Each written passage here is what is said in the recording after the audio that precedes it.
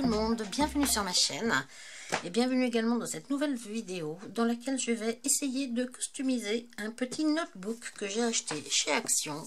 Alors c'est vraiment un petit carnet tout simple qui est ligné, parce que moi je vais faire de l'écriture dedans. C'est un cahier dont je vais me servir tous les jours, dont j'ai l'intention de me servir tous les jours. Donc je vais quand même lui faire une petite déco sur le dessus parce que bon, noir comme ça c'est pas très joyeux quand même, Donc je vais essayer de lui faire une petite déco sur le dessus, sur la couverture, sans faire quelque chose de trop épais non plus, sachant que je vais quand même l'ouvrir tous les jours. Donc étant donné qu'il a quand même une tranche assez épaisse, je peux quand même faire un petit peu d'épaisseur. Vous voyez, quand il est ouvert comme ça, j'ai quand même toute cette épaisseur là, on va dire, possible, quand il est posé comme ça sur le côté. Donc je vais essayer de faire une petite déco sur le dessus. Alors pour ça, j'ai sorti tout un tas de trucs que j'ai à la maison. Encore une fois, j'utilise vraiment, je vais pas dire des fonds de tiroir, mais si, c'est des fonds de tiroir. J'essaye vraiment d'utiliser ce que j'ai à la maison. Et je fais vraiment très peu d'achats en scrap, pour ne pas dire que c'est inexistant les achats que je fais en scrap actuellement. Alors là, j'avais acheté des crayons comme ça doit faire au moins 3 ans que je les ai chez moi. C'est des crayons à papier qu'il faut tailler. J'avais dû acheter ça chez Action. Je ne m'en suis jamais servi. Donc là, ça va être l'occasion. Je vais les tailler. Je vais essayer de les tailler de dimensions différentes. Voilà, pour essayer d'en faire au moins mon point central, on va dire. Je vais utiliser du gesso blanc pour recouvrir mon carnet dans un premier temps. Ensuite, je pense que j'utiliserai... Alors, je vous explique plus ou moins ce que je vais faire, parce qu'en fait, après, j'accélérerai un petit peu la vidéo et je vous laisserai en musique, parce que c'est comme quelque chose qui va durer longtemps. Donc, je suis obligée d'accélérer un petit peu la vidéo quand même. Donc, dans un premier temps, je vais recouvrir mon carnet noir de gesso blanc. Ensuite, je pense que je mettrai un petit peu de pâte de texture. Ça sera de la pâte de texture sablée pour donner un petit peu de consistance. Rien ne vous empêche, dans une pâte de texture normale, qui n'est pas granuleuse, on va dire, de rajouter des petites choses à l'intérieur. Là, j'ai des petites micro-billes aussi dont je vais me servir pour mettre un petit peu de texture. Pas partout, mais à certains endroits quand même, pour donner un petit peu de relief. Vous me verrez certainement utiliser j'ai un tampon comme ceci avec des écritures. Je pense que je vais venir tamponner ça, certainement avec une encre waterproof. Et puis, eh bien, je vais utiliser alors de la couleur. Je ne sais pas encore si je vais utiliser des peintures ou si je vais utiliser des encres en spray. Je ne sais pas, je ne suis pas décidée. Non, je ne suis pas encore décidée. Ensuite, comme vous pouvez le voir sur mon bureau, j'ai tout un tas de petits embellissements. Alors c'est pareil, c'est des trucs que j'ai voilà, des trucs que j'achète chez Action, enfin que j'avais acheté chez Action. Celles-ci, je les ai achetées il n'y a pas longtemps par contre, ces petites perles, parce que je les trouvais très jolies. Donc voilà. Mais c'est un des rares achats scrap, plus ou moins, que j'ai fait chez Action, puisque je n'y vais donc quasiment plus. Donc j'essaye vraiment d'utiliser ce que j'ai à la maison et on en entasse des choses, faut être honnête. Alors, eh bien, je vais vous laisser, j'arrête de parler. Je vais vous montrer. Alors, là, j'avais fait des petits moulages en. C'est pas du plâtre, vous savez, c'est la, comment elle s'appelle? La pâte que l'on trouve chez Action pour les enfants, la pâte blanche. Celle-ci. Voilà, la pâte Do and Dry. Voilà, Do and Dry. Blanche que l'on trouve dans le rayon fond de chez Action, qui va très bien pour faire les petits moulages. Et puis voilà, après voilà, j'ai utilisé donc des petits moules comme ça que j'avais dû acheter sur Amazon ou sur AliExpress. Il doit y avoir pareil, au moins 2 ans je dirais. Voilà, puis des petites choses comme ça pour faire justement mes petits moulages. Donc c'est des choses que j'avais fait, les petits moulages. Vous voyez, par exemple la fleur là, ça fait un petit moment que je l'ai faite. Je m'en suis jamais servi. J'avais fait un papillon, enfin des petits, tout un tas de petites choses comme ceci. Et c'est des choses dont je ne me suis jamais servi. Donc là aujourd'hui, je vais quand même essayer de me servir au moins d'un ou deux petits motifs comme ça. Et puis je crois que voilà quoi. C'est à peu près tout. De toute façon, vous me verrez me servir des choses au fur et à mesure de l'avancement de ma création, quoi. Donc, eh bien, écoutez, je vous souhaite d'apprécier la vidéo. Et puis, je vous retrouve donc au plus vite pour une nouvelle vidéo. À bientôt et bon visionnage!